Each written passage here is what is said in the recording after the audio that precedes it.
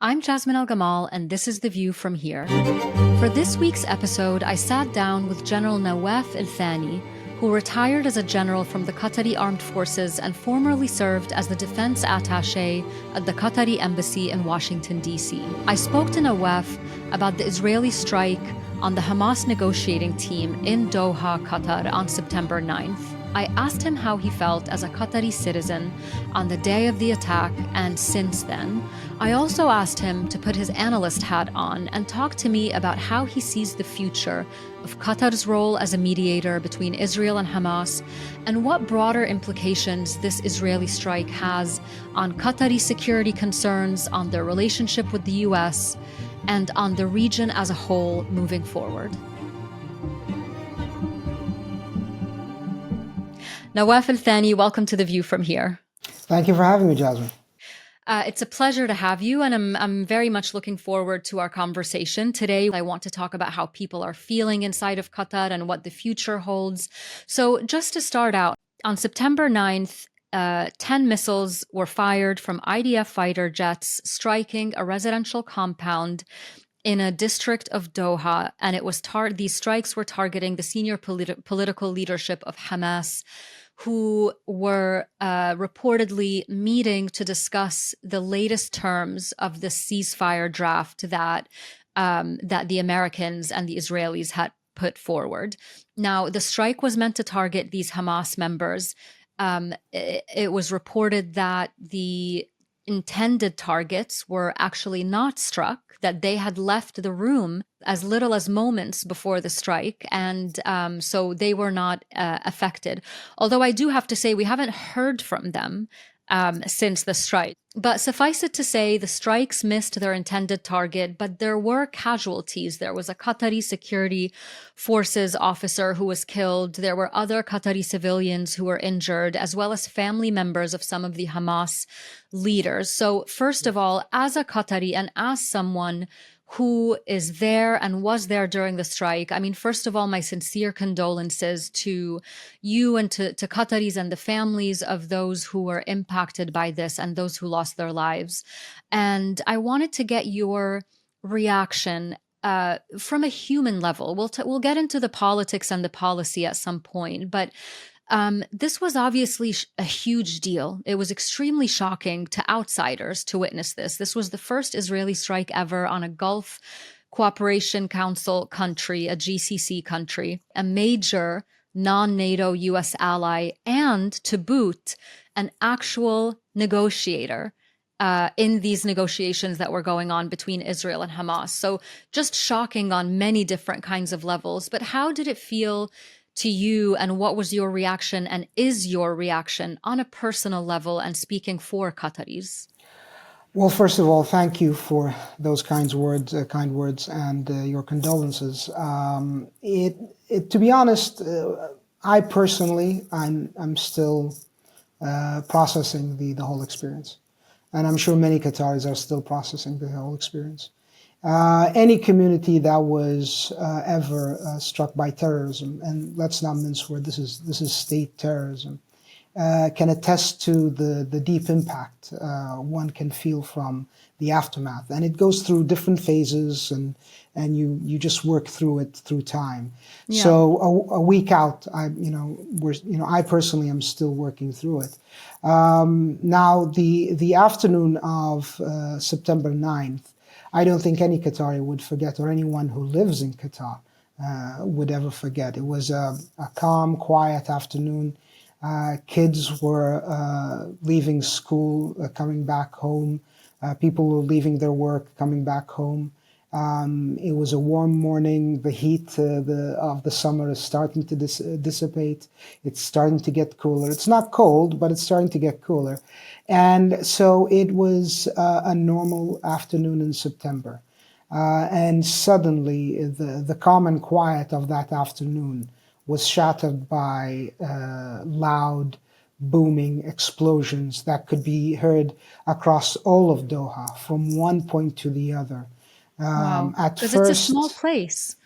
It is a relatively small city compared to the big cities of Europe and America, but it is a bustling city. The majority of Qataris and people who live in Qatar live in Doha.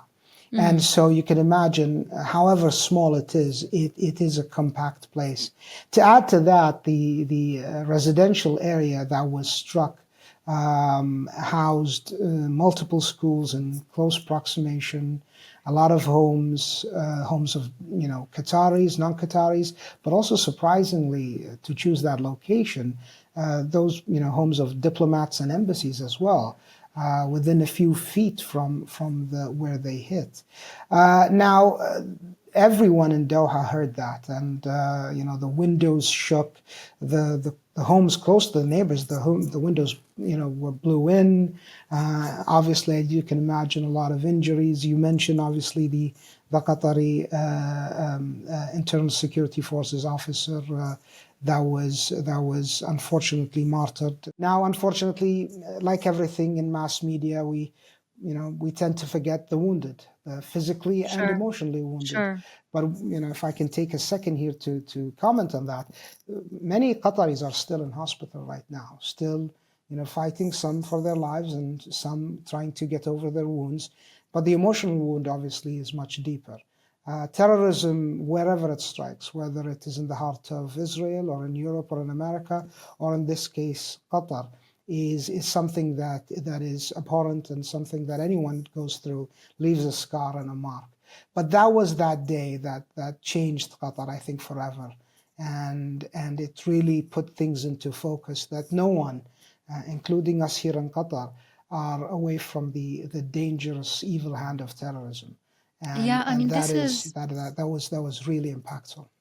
And it's I think all the more shocking because most other countries in the region have unfortunately had experiences with Yes, war and with conflict. I mean, the Gulf has yes, always been viewed as this very safe, very quiet, whether it's in terms of crime or whether in terms of conflict. It's not something that people who live there have ever thought that they have to worry about. I mean, you said something quite dramatic. September 9th is the day that changed Qatar forever. I want to hear more about what that means to you. And I want to clarify to our audience that Nawaf is a former general in the Qatari Armed Forces, and you served as the defense attaché at the Qatari Embassy in Washington, D.C.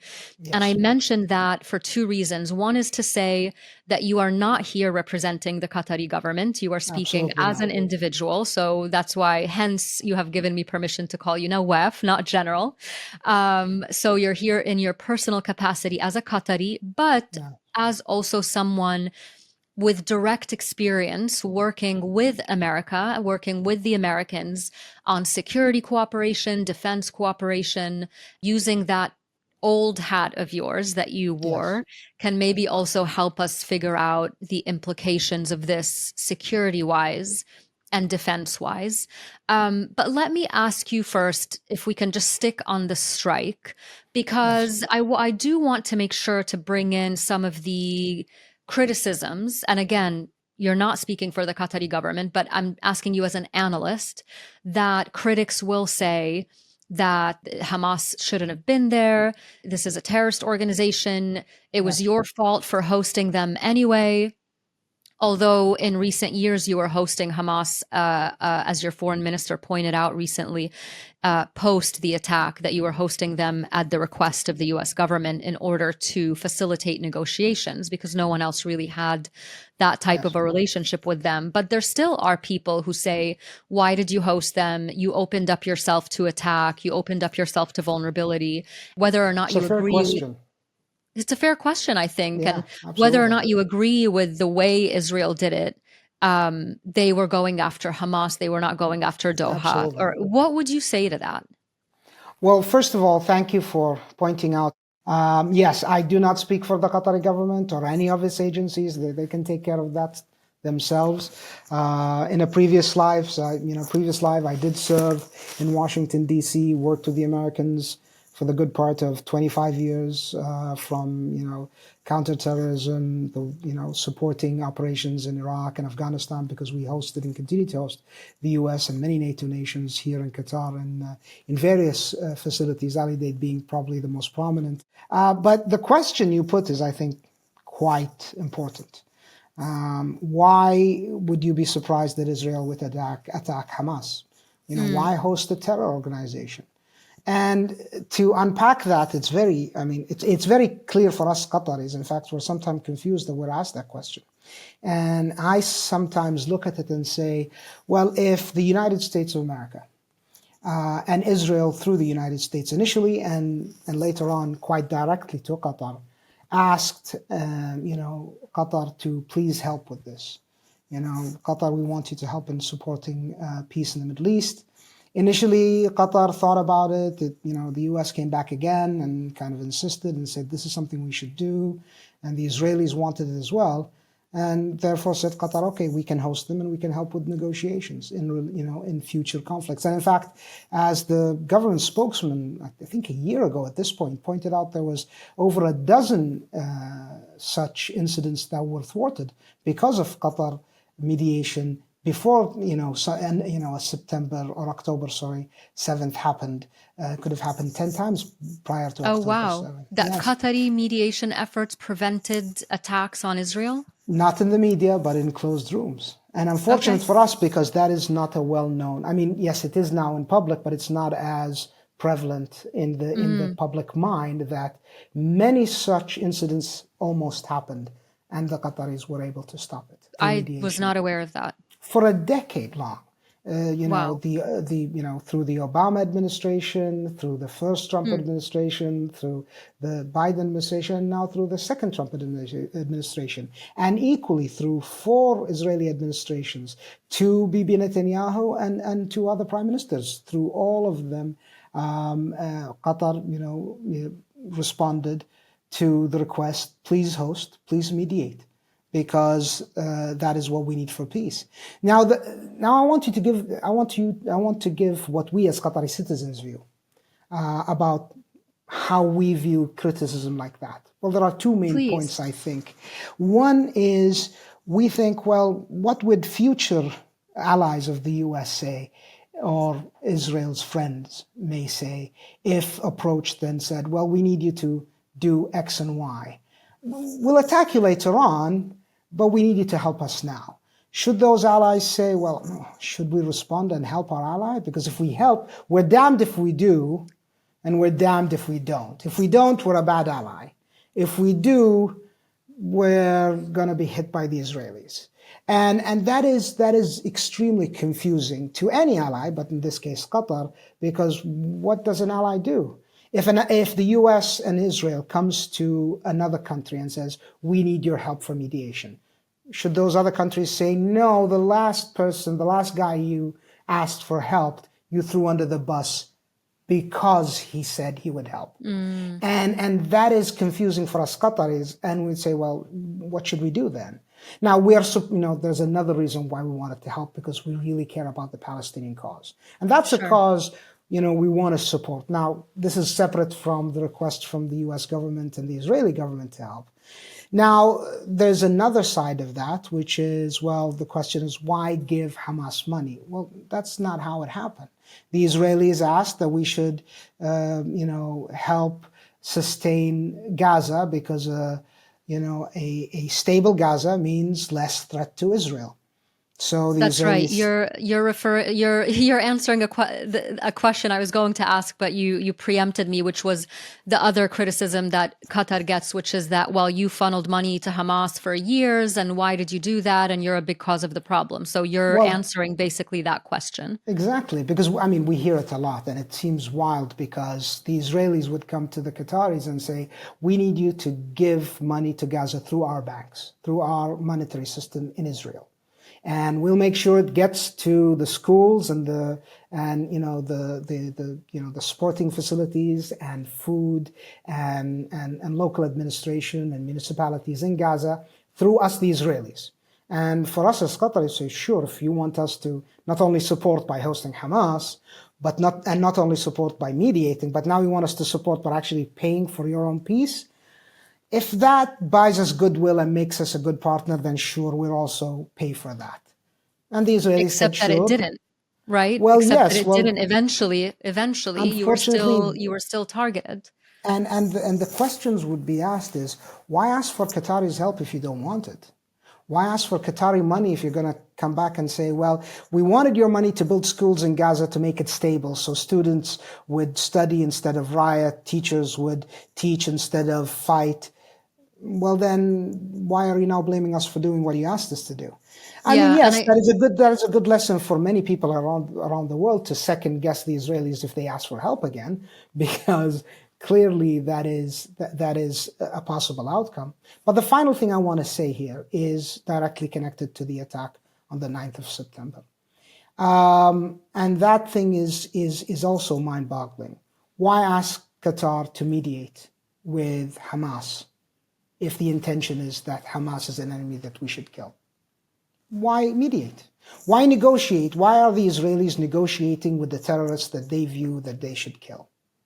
This idea is also confusing. If you want to go ahead and kill Hamas, then go ahead and do it wherever they may be. But if you ask Qatar, if you're sending negotiating teams, and there's a the Witkoff Trump plan that the Hamas was supposed to discuss that afternoon, is done with the Israeli approval and the Israeli request, and then bomb Hamas. Well, that is also confusing. Is the right hand not knowing what the left hand is doing in Israel? Is this an internal issue in Israel and it is masquerading as an external problem? If the Israelis want Hamas, they can have them. But again, let's remember, they asked us to take, and to host and to help negotiate. No one forced the Israelis. In fact, a year ago, when Qatar decided to halt negotiations because it saw it's not going anywhere, the Israelis came begging, hat in hand, please don't. Please continue. So that is confusing for many Qataris to hear from one side of the Israeli government, please talk to Hamas. And then the other side of the Israeli government, almost in the same day, in the same breath, saying, Hamas, who are they? They are terrorists. How did those people? It reminds me of that scene from Casablanca when the French police officer going, I'm shocked that there's gambling happening over here. It's one of those things, and it is unfortunately, I mean, we laugh about this thing, but it's unfortunately now Qataris are spilling blood for Israeli and American hostages. I want to interject with a couple of points here because I think thank you for educating us about the history and what Qatar's role has been. Qatar is a very small country, and one of the ways that it has kind of punched above its weight diplomatically, so to speak, is by actually adopting this mediator role, not just in this conflict, but in other conflicts as well. I remember when I was working at the Defense Department in the US, that the Qatari role in negotiations over the US soldier who was abducted in Afghanistan by the Taliban, I think his name was Bo Bergdahl, yes. And that the Qatari government was involved in negotiations that resulted in the release of that, negotiating with the Taliban. Also very unsavory characters that no one really wants to talk to, but in conflict, unfortunately, you have to talk to the bad guys sometimes. Well, I guess you can kill them all, but sometimes when you need to get what you want, you have to talk to them. And that's where Qatar has traditionally inserted itself in this mediator role, and you have to talk to some pretty unsavory characters. Now, I can completely understand the confusion of Qataris, the average Qatari who doesn't really follow politics and policy and geopolitics, how confused they must have been to say, wait, but we're mediating. Why would you target, first of all, why would you target the people you're negotiating with, who need to make the actual decision to release your hostages? Why do you want to kill them? If you kill them, how are you going to negotiate the release of the hostages? Who's going to make the decision? Yeah. So But also, I think it gets to a point where we won't get into this now. I think I would probably talk to an Israeli about this at Yeah. some point on the show. But just to pick up on that point that you mentioned about the right hand not talking to the left hand, of course, we read reports in the press, American and Israeli press, that the Mossad was against this attack and that they had even reportedly provided assurances to the Qataris that Hamas members wouldn't be targeted inside of Qatar. And so there is actually a lot of tension internally in Israel between security forces, military forces, the government, Prime Minister Netanyahu, the extremist right wing members of his cabinet. But we won't get into all of that right now. But it is just a point to be made about not everyone is following the same script inside of Israel, and I Absolutely. think that Yeah. that makes things a lot a lot trickier when it comes to dealing with Israel as a government. Because, as you said, and I've spoken about this in my media appearances as well, that the very, very, very dangerous message that the region and indeed everywhere in the world, the message that they're getting after this strike and before that, the strikes on Iran while Iran was negotiating actively with the Yes. US on its nuclear program. Yes. The message is we're damned if we do, we're damned if we don't. Why negotiate? Why help? Why ally ourselves with the US if we're just going to hit anyway? So, what I worry about, and maybe we can talk about this in this episode, this is something that I want to talk to you about, is what implications does this now have for how the Gulf, so first of all, Qatar, and then a bit wider, the Gulf countries, and then a bit wider than that, the region, how are they looking at their own security moving forward? Whether Yes. it's, can you trust any longer in US security guarantees? And if the answer is no, not completely, then what do you actually do? The Saudis have just, I was reading this morning, signed a deal, a defense pact with Pakistan, and reportedly didn't even tell the Trump administration about it until after they signed it. So it sounds like people are making other plans. So, what do you think the implications are moving forward of how people in the region start thinking about their own security? Well, first of all, first and foremost, I think that Qatar is, we're a stubborn people. We're a small group that have I think, the Irish stubbornness in us, I think. But it's, we always look at our own people defending our own selves. I mean, it comes in, quite self-evident in the fact that Qatar never asked for any security guarantees from the US. Never once. Never asked beyond the defense, arrangement, the agreement that, let's be honest, the bulk of it talks about U.S. presence Mm, and its operations in the region by support of Qatar and not the other way around. Really doesn't talk about any special defense agreement.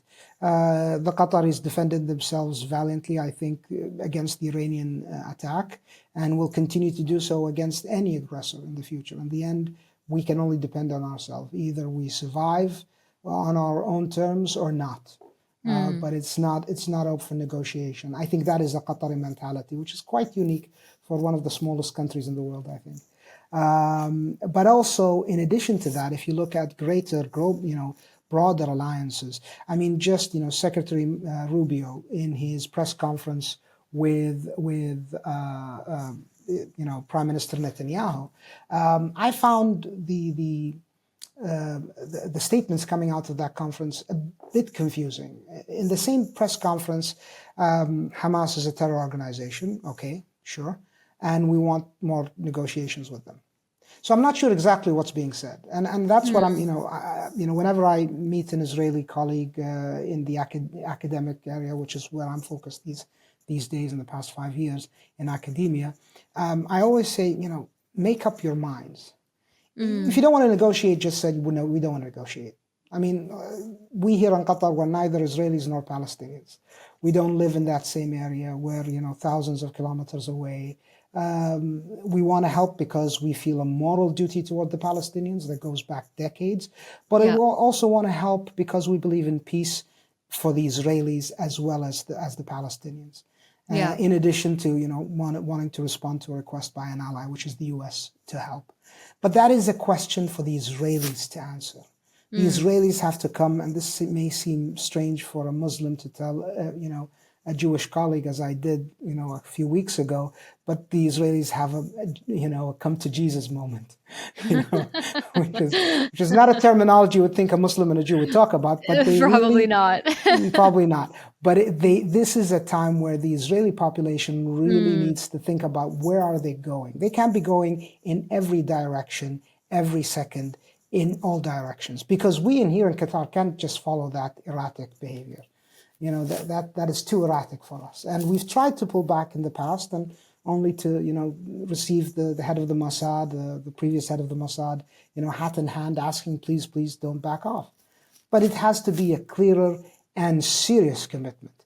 Because if all of this is just political theater, and, Qatar is just a pawn in the eyes of Netanyahu, at least, for his political longevity, then no, we really don't want to take part of that. I mean, also remember, when they say Hamas and Qatar, most of the negotiators that were there that day had just flew in that morning into Qatar.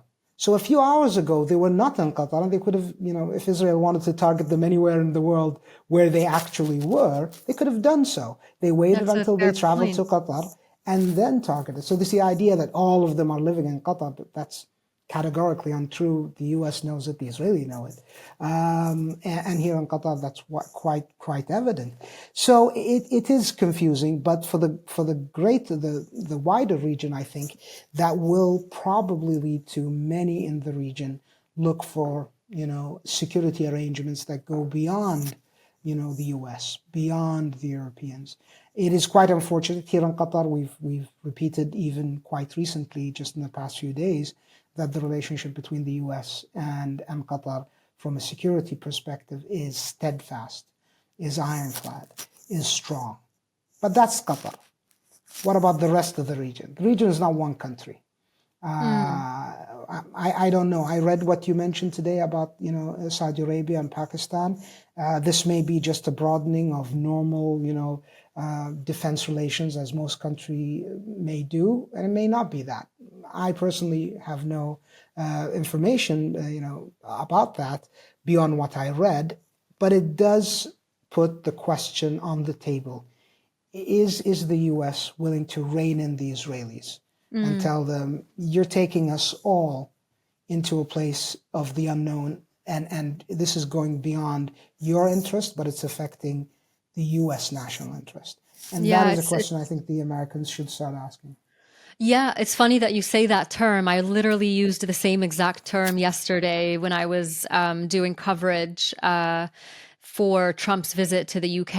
I was speaking to a CNN anchor, and I was saying that that is the question a lot of people are asking, especially when looking at the situation in Gaza and how horrific really it is. And every word that you use about it always seems like an understatement. That's the question on people's minds, is the US willing to rein in Netanyahu? And if not, why not? But I want to pick up on an interesting point that you just made, which is interesting to me because you said it kind of without really thinking about it or making a big deal about it. But you basically said that the relationship between the US and Qatar is ironclad, and you moved on. Actually, that's a question that a lot of people have. A lot of people are not taking that for granted and asking whether this incident has actually shaken any faith in the US's commitment to the safety of its allies, in this particular case, Qatar. So, for viewers who aren't quite familiar with the relationship, the US and Qatar's relationship really is established mainly on security and defense pillars. You have long ties. Besides the Al Udeid Air Base, you have aligned yourself as a country with US security priorities and vice versa. You have common security priorities in the region. I wonder if any of that is under review right now. What impact does this have? You seemed to imply that it doesn't really have an impact. My sense, and again, not being in government, is that this is going to continue. The strong relation between the relationship between Qatar and the U.S. is going to continue. It's going to Okay. weather the storm, as it did many other storms. Let's be honest. I mean, let's not, pretend like, while this is the most severe incident, it's not the first. I mean, just a few weeks ago, we had, Iranian ballistic missiles, raining down on Doha. And prior to that, there were many. I mean, this is unfortunately a region that has been tested by generational wars at this point. Yes, but From Iran is Iraq not to Israel. Iran is not an ally of the US. This is a case where an ally of the US Yes, but when actually attacked. talking, yes, but when speaking about Qatar-U.S. relationship when it comes to security, the tests of, well, if we're going to take the Iranians at their word, they were hitting the Americans. And that's the Yes. reason why they shot and lobbed ballistic missiles at Qatar. So one would make an argument, well, why have the Americans there if that's the price? And I would say that weathered that storm. And I truly, my sense is that this will be another, we've gone through the war against terror, where Qatar was a probable target of terrorism Yeah. because it supported the U.S. I mean, we don't have the benefit and pleasure of distance when Yeah. supporting the U.S. When we support the U.S. in the war against terror and we're a stone's throw away from terrorism, it is different than supporting the U.S. in the war against terror and being in Europe. It is, it's a different environment. So I don't believe that this will change that long-standing relationship. However, I think the U.S. has an interest in evaluating its positions with its allies and making sure that they're not taking their allies for granted either. Yeah. And this is just a personal perspective, just like I'm not a Qatari official, I'm not a U.S. official. So I don't know if they're actually doing that. When we throw the word ally, a lot. Israel is a U.S. ally, Qatar is a U.S. ally. Well, Israel is a U.S. ally that, demands and gets taxpayer, supported assistance. Qatar doesn't, never did. Israel is an ally that asks the U.S. to fight on its behalf, and we saw the attack on Iran, forever wars. The administration is fighting that urge, but the Israelis would love to have, another forever war. But I think the U.S. has had enough of, foreign adventures, at least for now. On the other side, I've never heard of Israelis releasing U.S. prisoners or hostages.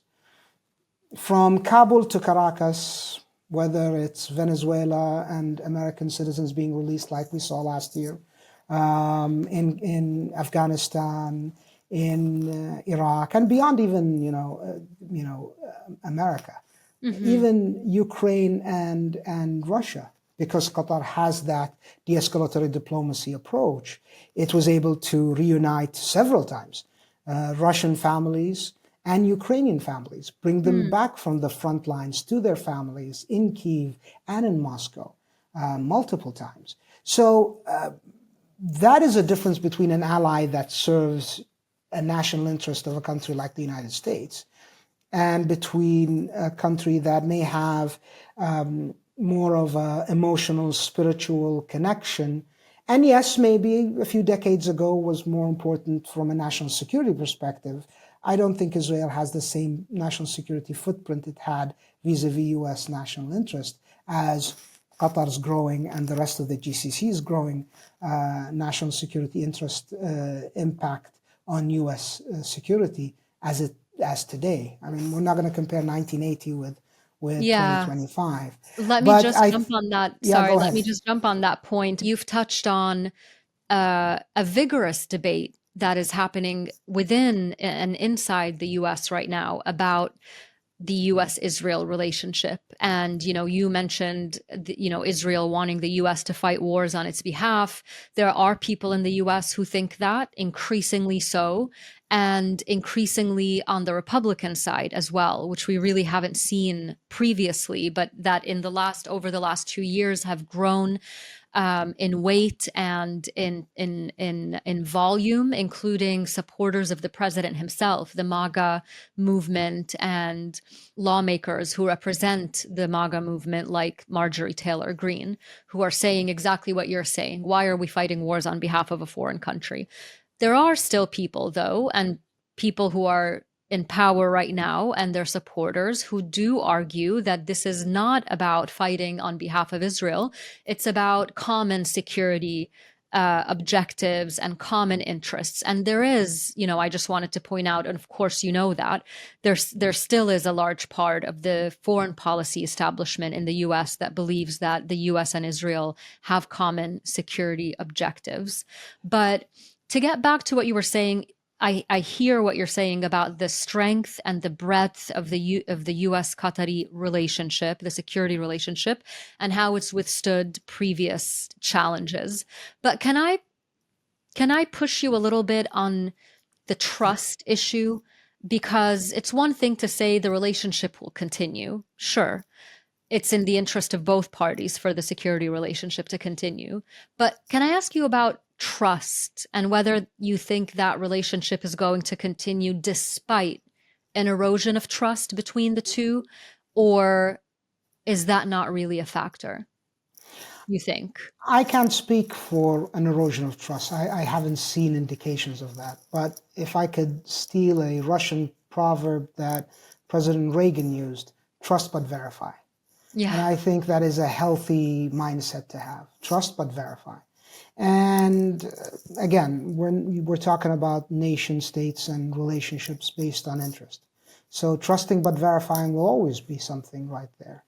And I agree with you that the establishment, many in the establishment, in the U.S. government, may view the long-term relationship with Israel and its interest as a value. I'm sure it is.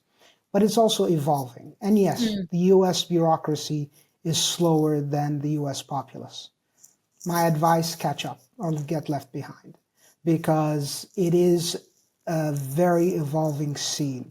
And however slow, civil servants may be in changing their views in government, I think the fact that reality may hit them in the face quite sooner than they can expect about how does national security actually evolve and how fast the estimations for those national security points may evolve or devolve over time.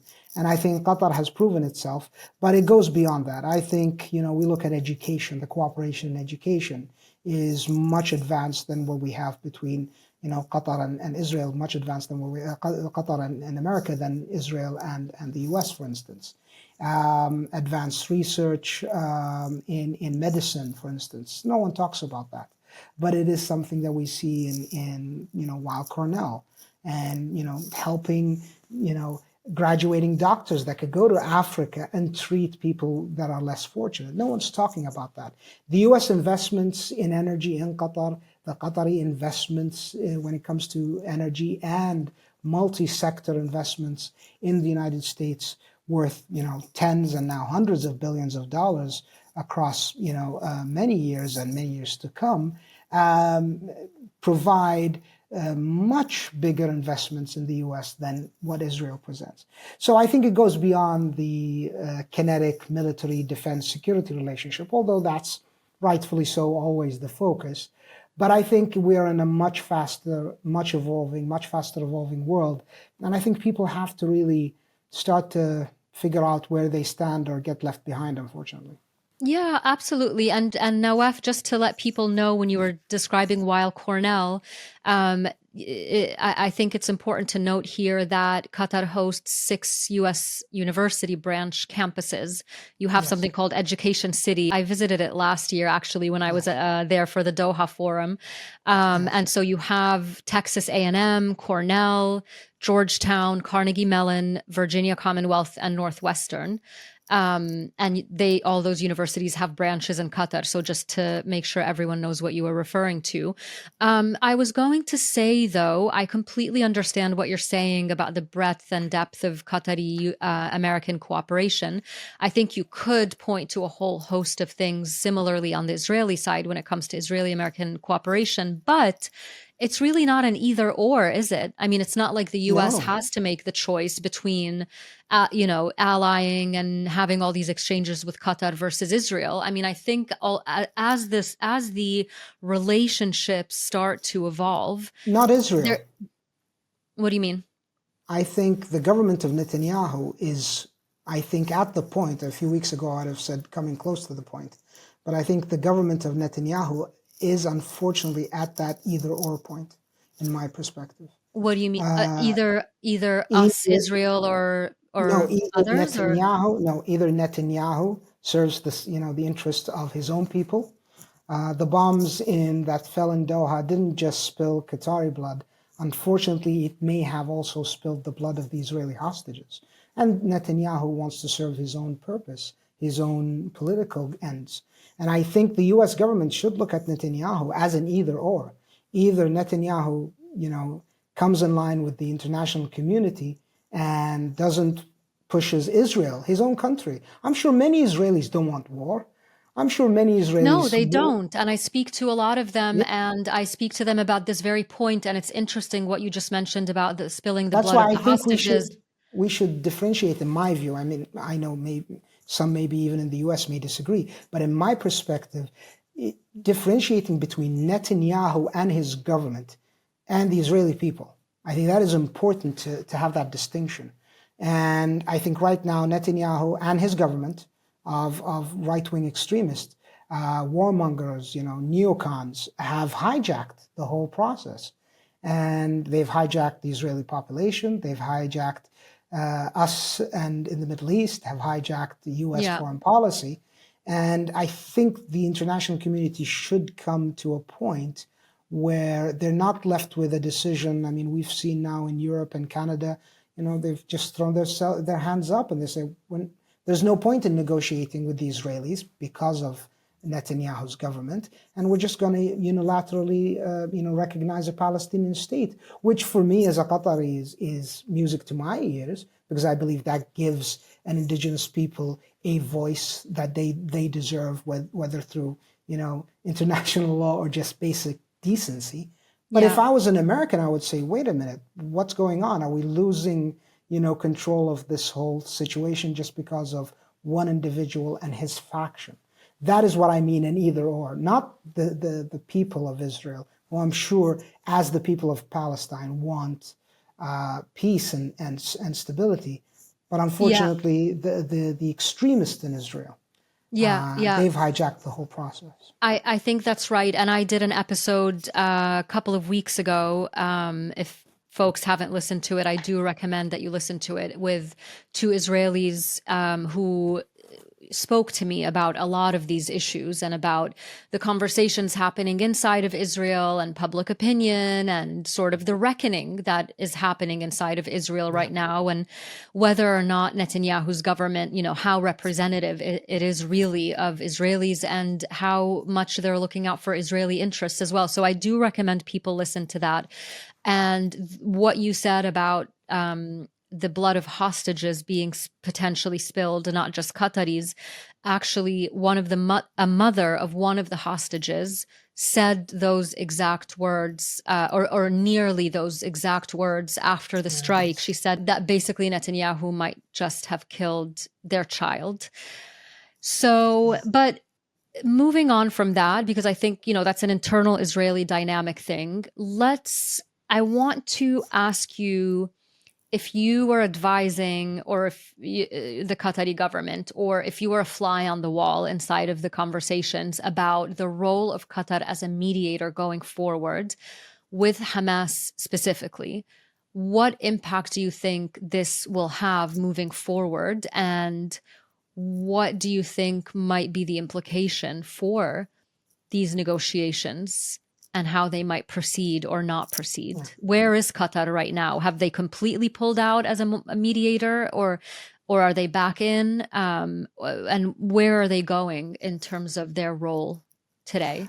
Well, thank you for that. I know that it's sometimes been lost in the media, especially the mainstream media, about the Qatari position, and it's public, so it's not something that I've have privy to, but it's been said in the past few days, in fact, after 9/9 and the terror attack of 9 September, that Qatar is committed to peaceful resolution, finding a solution to the suffering of the people in Gaza, to supporting any effort for a peace process or even an immediate ceasefire in Gaza, and also humanitarian aid for those in peril.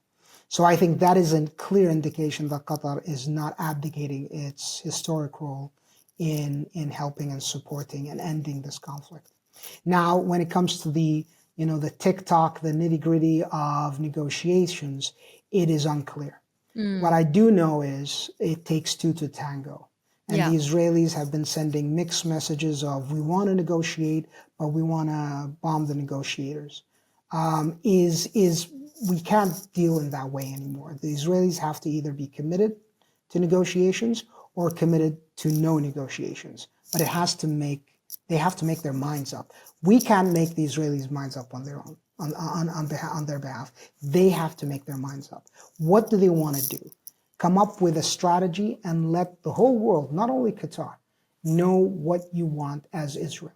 So I think it does take two to tango, and Qatar is always willing to move forward, as I understand it, not being part of the process, to bring stability and peace in the region, to work with its partners, whether in Europe, in Latin America, in North America, in Asia, in Africa, and in Australia and beyond. And those are areas that Qatar actually worked in. I know it's not something we're going to probably be discussing today, but it's something to understand that we've got many things going here on Qatar at the same time, many negotiations, many processes and peaceful resolutions. After 9/9, within a couple of days after the terror attack, we reunified another Ukrainian family together again, and Russian family as well. Brought them from the front lines back to their families. And that's something that just flew under the mainstream media. Most people probably beyond Europe are not interested in that anyway. But Yeah, it's I something didn't that even Qatar, realize that you did that. oh yes. And so life continues and the Hmm. effort continues. But when we talk about the specifics of negotiations, again, not being part of the process, I could truly believe and understand how understanding the Israeli process first, not second, first, would inform how this goes forward. And unfortunately, we haven't heard a clear message from the Israelis about negotiations to this day. I'm following the news every day. Yeah. I haven't seen a clear message. And the Israelis do have to figure out what they want, and then they have to let you know. And then the Qataris have to figure out what they're going to do based on that information. The overriding thought in my head as you were talking was, we do not have time for all of this. Every single day that passes, more people are dying and more will die. So it's also just a matter of life and death for so many people. And I agree, all the parties need to get their act together, but particularly because it's the stronger party, and it's because it's the party that seems to not want to negotiate, the Israelis have to get their act together. So tell me, Nawaf, as we round out the conversation, I'm curious to hear your personal perspective and your personal feeling about the future of not just negotiations, but it has been such a rough, difficult 2 years. And the region has been through so much. I mean, let alone Palestinians and what's happening in Gaza, but the region as a whole, Lebanon, Syria, Qatar, Yemen. I mean, all of this violence and this conflict. Where do you see the region going? Are you optimistic, or are you afraid? And if so, what are you afraid of? What worries you when you think about it? I'm a Qatari, so I'm usually an eternal optimist. But even I, right now, have my doubts. I fear for the region.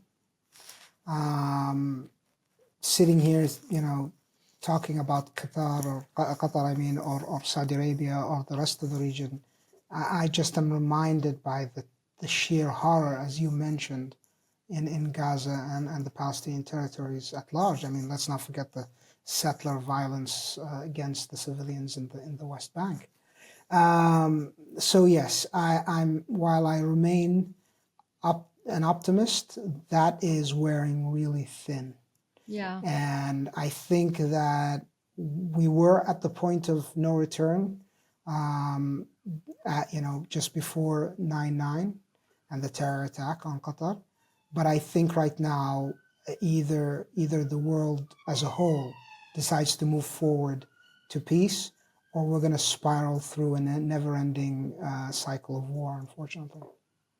I hate to say this, I but was going to say, well, I was going to say, I absolutely agree with you, but we cannot end this episode on that note. So, not to make light of the situation, because obviously it is very serious. I always ask my guests what message they have for policymakers. And I think you've already answered that question when it comes to the Israeli policymakers and what you think they should do. In terms of the US and the Trump administration, in terms of your own government, I mean, what would you like to say to policymakers who are involved in all these issues that we talked about in this episode? Well, for policy makers here in Qatar, first of all, I'd like to thank them. I used to be, in government, so I know how, sometimes a thankless job it may be. So I'd like to thank them for everything they've been doing, whether those in the security services or those in the corridors of diplomacy. They're silent soldiers that in this case even have paid the ultimate price with their own lives, and thank them for what they've done in their service towards humanity. Yeah. And to continue what they're doing. It's difficult, but I'm sure they will. To the U.S. administration, I would say broadening horizons is important. Understanding the changing and evolving world is important, and to not be drawn into another forever war. To focus on prosperity, and the partner of prosperity in this case is Qatar, and not the partner of war, which is unfortunately the Israeli government. And I'm very careful in saying the Israeli government and not Israel as a whole, because we got to be also fair and honest in our assessment, and not to fall into the traps of previous administrations and forever wars. And I'm sure the Trump administration wants more investments in America and more prosperity, and not American sons and daughters going out to war again. So that would be my advice. It's not an easy thing. Sitting here, it's easy for me to say that, and it's not easy for policymakers to probably hear that or even execute that. But I think it's important to understand it at least. Yeah, thank you so much for that. I think that's right. I think broadening horizons and looking at opportunities rather than continuing to get mired into conflict is absolutely the best way forward for everyone. And, I always say that the Middle East, I mean, obviously I grew up in Alexandria, so I'm not going to pretend that I'm unbiased entirely when it comes to the potential that I see for the region and the potential of the young people. It's a very young Absolutely. region. And all the young people that I meet in the region are just brimming with ideas and energy and into tech and AI, and I'd love to see more of that bolstered and harnessed and nurtured by a U.S. administration. I will also say that you are making the distinction between the Israeli government and the Israeli people, which is really important. I would also make a distinction between this Israeli government and potentially, because that's another hope for optimism, potentially, is that another government comes along Absolutely. that is not, this government, which really is the worst of all worlds in so many ways. Absolutely. Absolutely. But thank you for your message to policymakers. Thank you for taking the time to talk to me about all of this. I learned things that I didn't know about Qatar and Qatar's role in diplomacy. And so thank you for sharing that with us, the audience, not just myself. And I really enjoyed our conversation. So thank you again for joining us, Nawaf. Thank you for having me, Jasmine. I hope you found that conversation insightful and learned some things you didn't know before. If you'd like to support our work moving forward, please don't forget to follow us wherever you get your podcasts, subscribe to our videos on YouTube, and leave a comment and review to make sure we know what you're thinking. You can also always email us at jasmine@viewfromherepod.com. That's jasmine@viewfromherepod.com. As always, thank you so much for listening. I'm Jasmine El Gamal, and this is The View From Here.